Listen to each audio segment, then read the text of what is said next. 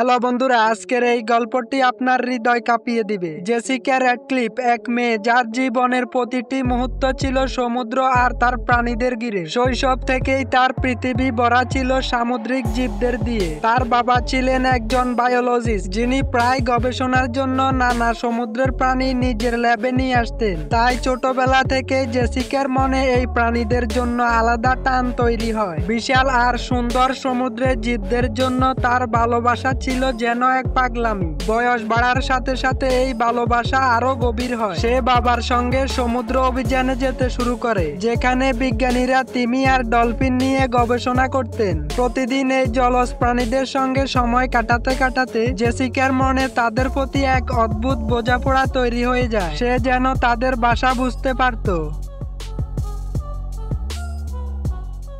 একদিন সেখানে সে অর্কা মাছদের কিলার হোয়েল কসরত করতে দেখে ঠিক করে সেও একদিন অর্কা ট্রেনার হবে। মাত্র 19 বছর বয়সে সে সামুদ্রিক জীববিদ্যায় ডিগ্রি শেষ করে। এরপর ওশান হেভেন নামের এক শো সেন্টারে ট্রেনার হিসেবে কাজ শুরু করে। সেখানেই সে পায় তার প্রথম অর্কা, এক বিশাল ও শক্তিশালী মাছ যার নাম সে রাখে মেলো। শুরুর দিকে সবকিছু দারুণ ছিল। মেলো আর জেসিকার মধ্যে তৈরি হয় এক আশ্চর্যজনক সম্পর্ক। সবাই মনে করত যেন তারা একে অপরকে পুরোপুরি বুঝতে পারে। মেলো জেসিকার ইশারায় নাচতো, পানিতে ডুব দিত আর হাজার হাজার দর্শকের সামনে অবিশ্বাস্য শো করত। দর্শকরা মুগ্ধ হয়ে যেত, করতালিতে ভেসে যেত পুরো স্টেডিয়াম। ধীরে ধীরে এই শো অন্য সবার চেয়ে সবচেয়ে জনপ্রিয় হয়ে ওঠে।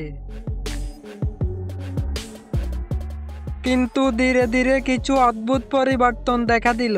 মেলোর আচরণ বদলাতে শুরু করলো। কখনো হঠাৎ সে প্রচন্ড রাগ করে ফেলতো, আবার কখনো কোনো কারণ ছাড়াই খাবার বন্ধ করে দিত। কখনো জেসিকার দেওয়া নির্দেশও মানত না। জেসিকার চোখে এই পরিবর্তন স্পষ্ট ছিল, কিন্তু সে ভেবেছিল সব ঠিক হয়ে যাবে। তারপর একদিন এমন হলো, মেলো সারা রাত নিজের মাথা ট্যাঙ্কের দেওয়ালে ঠুকতে থাকে। এ দৃশ্য দেখে কর্তৃপক্ষ আতঙ্কিত হয়ে পড়ল। শেষমেশ সিদ্ধান্ত হলো মেলোর শেষ একটি শো হবে এবং সেই শোতে শুধু জেসিকা থাকবে তার সাথে।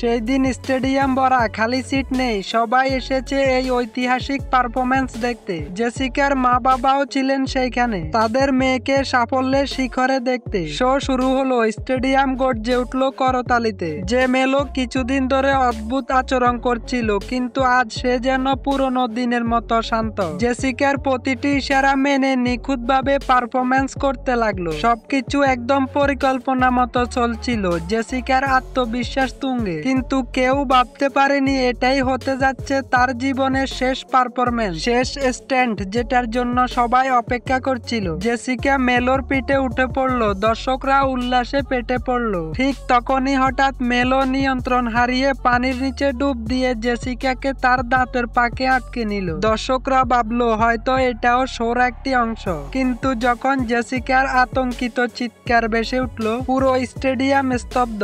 জেসিকার মা বাবা নিজের চোখের সামনে এই দৃশ্য দেখে নিস্তব্ধ হয়ে গেলেন। দর্শকরা ভয়ে ছুটে পালাতে লাগলো। ম্যানেজমেন্টের লোকেরা পানিতে ঝাঁপ দিল, কিন্তু ততক্ষণে দেরি হয়ে গেছে। মেলো জেসিকাকে শক্ত করে চেপে ধরে গভীর পানিতে টেনে নিয়ে গেল। দৃশ্যটি ছিল ভয়াবহ। তার আঘাতে জেসিকার বুকে মারাত্মক ক্ষত তৈরি হয়। পানি লাল হয়ে যায় রক্তে। অবশেষে হাইড্রোলিক মেশিন দিয়ে মেলোকে বাইরে তোলা হলেও, কিন্তু জেসিকাকে যখন টেনে আনা হয়, সব শেষ।